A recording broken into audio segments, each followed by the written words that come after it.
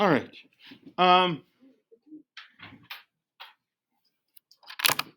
So I think we should do kind of a nice example like they had, like Fred had. Let's do 4.2 times 10 to the 6th. Subtract 3.9 times 10 to the 6th. And this is my nice example. And based on what we saw in the video, this is a nice example, right? Yes. Make it quick. Okay. So this is what makes it a nice example. We have powers of 10 that are equal. So I'm going to put here as long as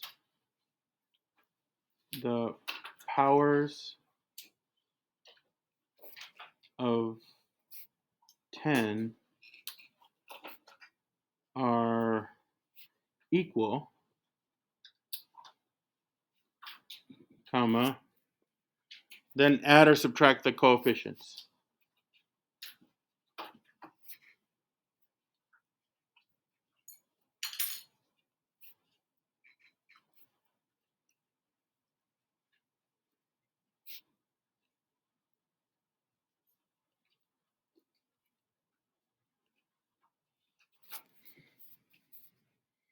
As long as the powers of 10 are equal, and they are in this case, they're both 10 to the 6th, then all we have to worry about is doing the addition or subtraction correctly. So I'm going to take the coefficients. What do we got here? 4.2, and we subtract 3.9. Gotta be careful though. I have to borrow.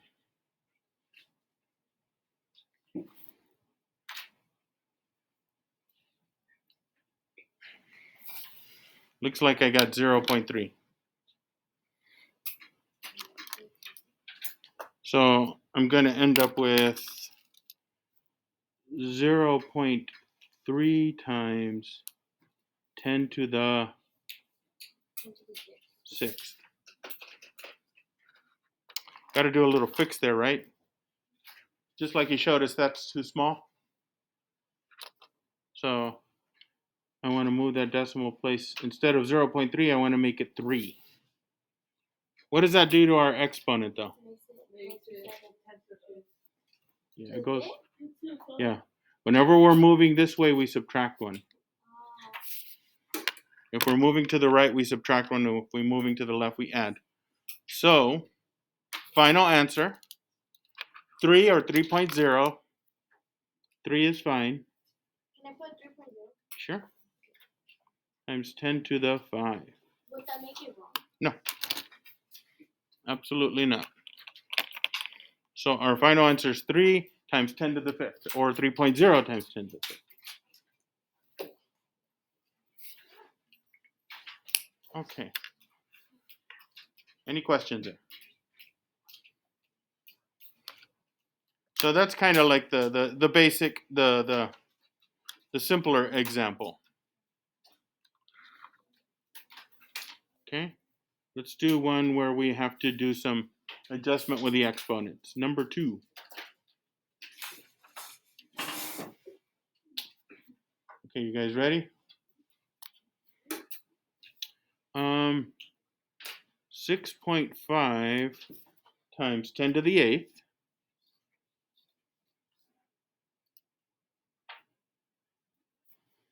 plus 3.1 times 10 to the 9th.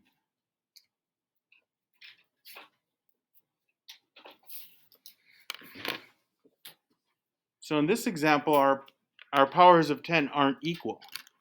We have a 10 to the 8th, a 10 to the 9th. Okay? And which one should we adjust? Should we make the 8 into a 9 or the 9 into an 8? Zach. Okay. I recommend that.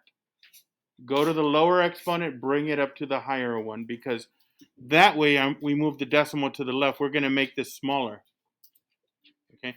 Here, if I would have adjusted this one, I would have moved to the right with the decimal. I would have made this 31, and then we would have had to do an adjustment. Watch. If we play our cards right, we won't have to do this fix that we did in the previous problem. So I want to make this into, I want to basically add 1, right? So that means I have to go this way, 1. Okay.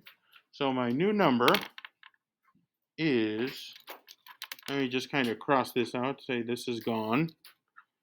My new number is 0.65 times 10 to the 9th. And then we're going to add that with 3.1 times 10 to the 9th. So let me just write this on the side, just to remind ourselves. Abraham, can you open the door, please? Okay. So I'm going to write another side note here. Make the lower exponent a higher one to avoid fixing answers at the end. Make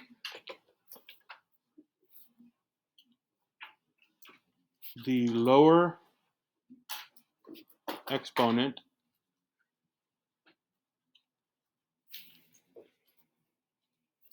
a higher one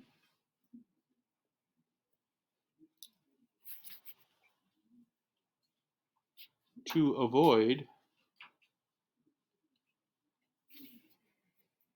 fixing answers at the end.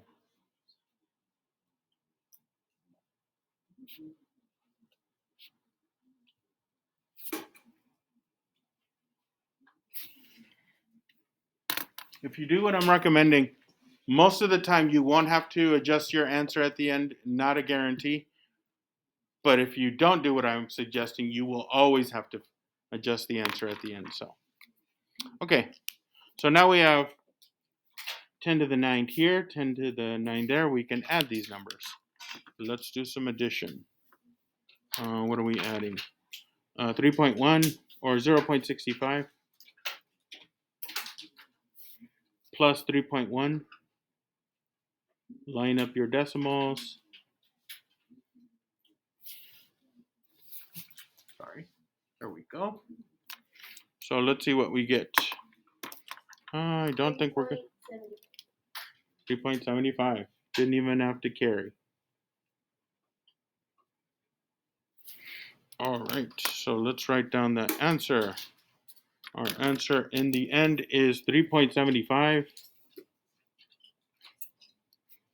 times 10 to the 9th.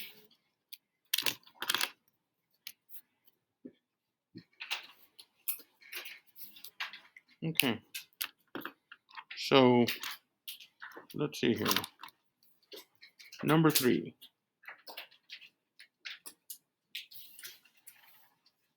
I want to do one with negative exponents where we have to do an adjustment. You guys ready? Okay, so let's see here. 5.7 times 10 to the negative 4. I think we'll subtract this time. 9.2 times 10 to the negative 6. Okay. So we're going to subtract. These are the numbers we subtract. Okay.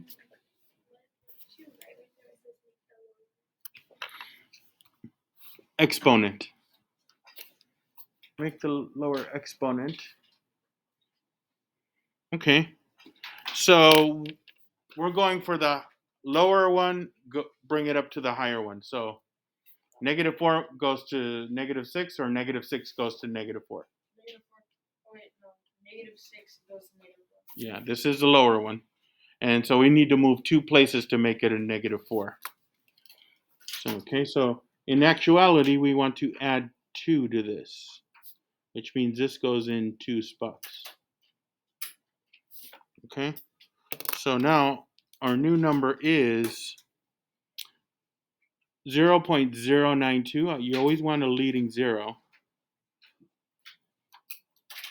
times. Negative 4. Okay, so we no longer have this number. These are the 2 numbers we're going to subtract. So let's go ahead and do some subtraction. I'll do the side work here. Okay, so 5.7 looks like I'll have to have some zeros after that. 5.700, take away 0.092. Ooh, I gotta borrow. Who can give me a 10? 7. So this becomes 6. Now this becomes 10 temporarily, but I gotta borrow for the next one. That becomes 9. It actually just becomes 9, right? Right. Becomes 9 because you gotta borrow for the 1 and the thousandth. So now this is a 10. Okay? So 10 take away 2. 8. 9 take away 9 is 0. 6 take away 0 is 6. 5.608. And we do have the same exponent, negative 4. So our answer is 5.608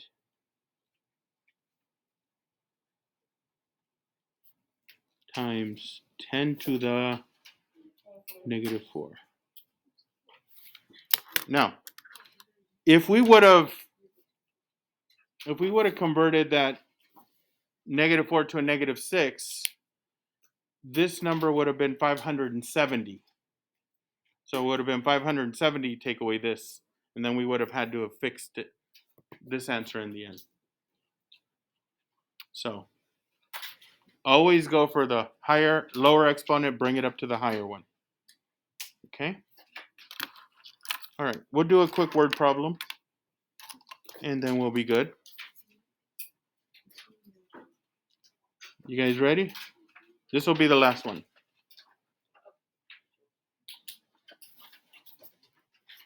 Okay, so let's write down this question. It's a chemistry question.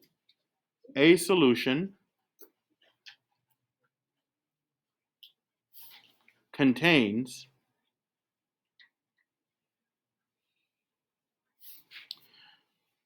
9.6 times 10 to the negative 4 liters, so I just use a capital L, of something called benzene.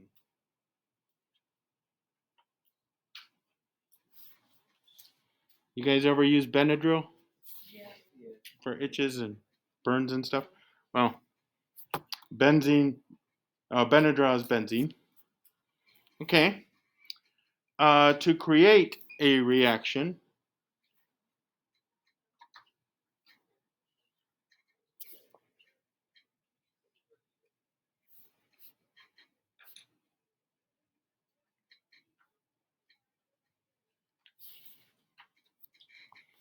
comma, an additional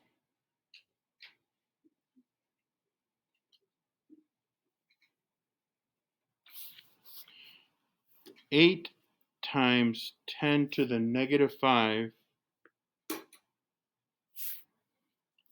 liters of benzene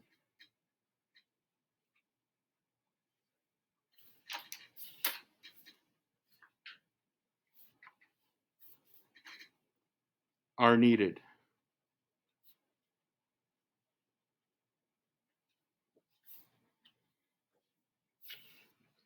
So we want to know how many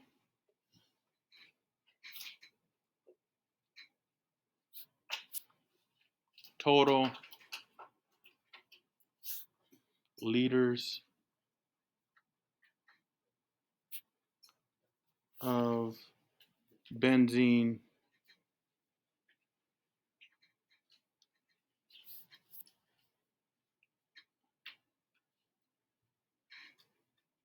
how many total liters of benzene are needed in this solution?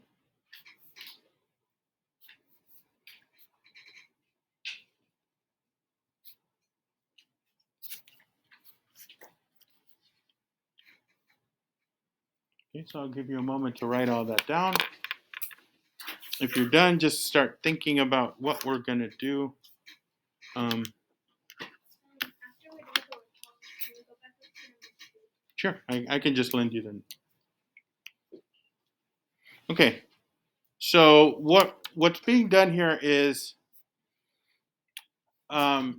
whenever it depending on, so say you have a solution or some chemical solution, and you ever see the in the TV shows or cartoons or movies, and they always show the lab, and they're pouring from a test tube or something into a vial, and then it bubbles up all of a sudden. That's called a catalytic reaction. Once you reach a certain amount of something, in this case benzene, something happens. Okay, so that's what they're telling us here. You start off with this much benzene, right? And you need an additional 8 times 10 to the negative fifth liters of that to give you that whatever reaction you're wanting. That catalyst, that's a catalytic amount. Okay, and then they tell us, what do they tell us? How many total liters? What does that tell us we have to do with these two amounts? Add. We have to add them. And plus it says additional. Yeah, there's a few words there that are telling us what to do. Okay, so let's go ahead and answer this. We're going to take 9.6 times 10 to the negative 4.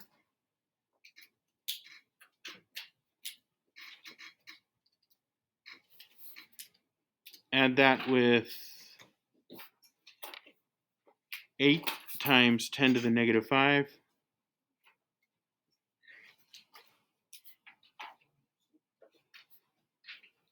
And we're going to have to change that negative 5 to a negative 4, it looks like. Okay, so where is our decimal on this? Behind the 8. So we want to just make that negative 4, so we want to add 1, bring that in. So this becomes 0.8 times 10 to the negative 4. Okay, so we no longer have this. And now we have 10 to the negative 4 here and here. So let's add those.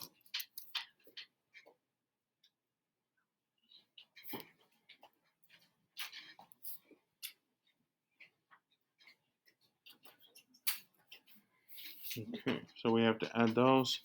And that's what, 14, so we got to carry 1. 10.4. So we're going to end up with 10.4 times 10 to the negative 4 liters. But that's the final answer. That's not the final answer. That's, we got to move that in 1. So what do we do to our exponent? Yeah. So do we add 1 to it or subtract 1 to it? Add 1. Make that negative 3. So 1.04 times 10 to the negative 3 liters of benzene.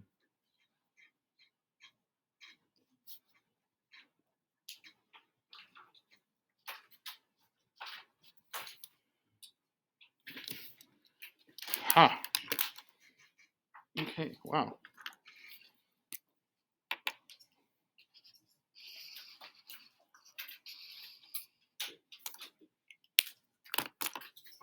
1.04 times 10 to the negative 3 liters is the total we're going to need.